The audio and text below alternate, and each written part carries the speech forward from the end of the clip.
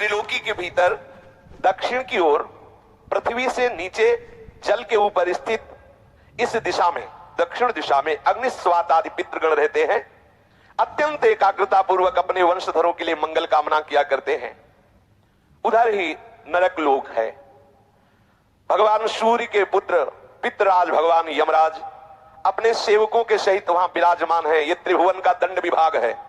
जैसे छोटी छोटी कोतवाली है ना, और सबका एक विभाग का स्वामी है, ऐसे ही ये जो रोग है, नाना प्रकार के संकट हैं, विपत्तियां हैं, ये कोतवाली हैं। ये उसी दंड विभाग से आते हैं। और पूर्ण दंड विभाग यमपुरी है, जहां पूरा का पूरा हिसाब दिया जाता है। भगवान यमराज की आज्ञा होती है और पापी को वैसा एक सेकंड में निर्णय हो जाता है। वहां वकील की जरूरत नहीं होती। वहां एक सेकंड, इतने जीव रोज वहां लाइन लगी है। अपने दूतों के द्वारा लाए हुए मृत प्राणियों को तत्काल उनके दुष्कर्मों को देखकर उसका परिणाम दे देते हैं। तामिस्त्र, अंधतामिस्त्र, रौरव, महारौरव, कुंभीपाक, कालसूत्र, अस्थिपत्रवन, सूकरमुख, अंधकूप, कृमि भोजन, संदंस, तप्त सूर्मी, वज्रकंटक, सालमली, वैतरणी, पूयोद, प्राणरोध, विशसन, लालाभक्ष, सारमेयादन, अवीची, अयहपान, इसके सिवा छार करदम, रक्षोगण भोजन, सूलप्रूत, दंदसूक, अवट निरोधन, पर्यावर्तन, सूचिमुख। इस तरह से प्रधान 28 नरक हैं। जो पुरुष यहां दूसरे का धन, दूसरे की संतान का हरण कर लेता है और दूसरे की स्त्रियों को फुसला करके हरण कर लेता है, दूषित कर्म करता है, उससे अत्यंत भयानक यमदूत कालपाश में बांधकर बलात् तामिस्त्र नरक में गिरा देते हैं। इस नरक का भयानक दंड है कि इसमें कहीं प्रकाश नहीं। थोड़ी देर भावना करना, एकदम अंधकार ही अंधकार।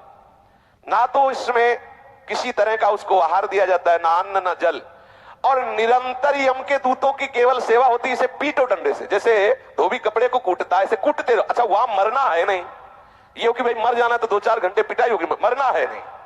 अब वहां केवल पिटाई ही होती रहती है। वो मूर्छित होता है, गिरता है, न भोजन न पानी, घोर अंधकार, केवल डंडे बरस रहे हैं, पिटाई पिटाई।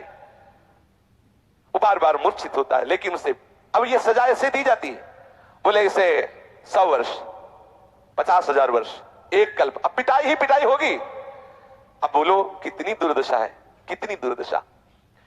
इस लोक में जो मनुष्य किसी दूसरे को विश्वास दिलाता है कि मैं तुम्हारा मित्र हूं, और उसकी स्त्री के साथ वो गलत संबंध बनाता है और उस पुरुष को धोखा देता रहे, मान लो आपको मित्र बनाया और आपकी पत्नी का भोग किया, और उस मित्र को विश्वास दिलाता रहता है कि नहीं मैं गलत नहीं हूं, तो यमदूत उसे अंधतामिस्त्र नरक में ले जाते हैं।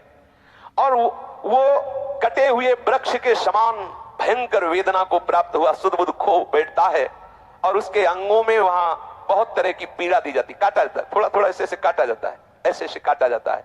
इसे अंधतामिस्त्र नरक कहते हैं। इस लोक में जो कि मैं बहुत बलवान हूं, मैं बहुत पुष्ट हूं, देखते हैं कि हमें कौन परास्त करेगा। जहां मन आया उस धन चुरा लिया, जहां मन आया बलात्कार, नाना प्रकार की गंदी चेष्टाएं की, दूसरे धर्मात्माओं का विनाश किया, प्राणियों से द्रोह किया, और नाना प्रकार की वस्तुओं को छीन छीन कर अपना और अपने परिवार का पोषण करते रहते हैं। वो जब अपना शरीर छोड़ते हैं तो रौरव नरक में जाते हैं, रौरव नरक। इस लोक में जिन जिन जीवों को जो जो कष्ट पहुंचाया है, यमराज के दूत वैसा ही वो रूप धारण करते हैं, रुर नामक होकर के भयंकर कष्ट देते हैं। इसीलिए इस नरक का नाम रौरव है। जब किसी को कहा जाता है कि सारे रौरव नरक मिलेगा, मतलब भयंकर चरम सीमा का कष्ट।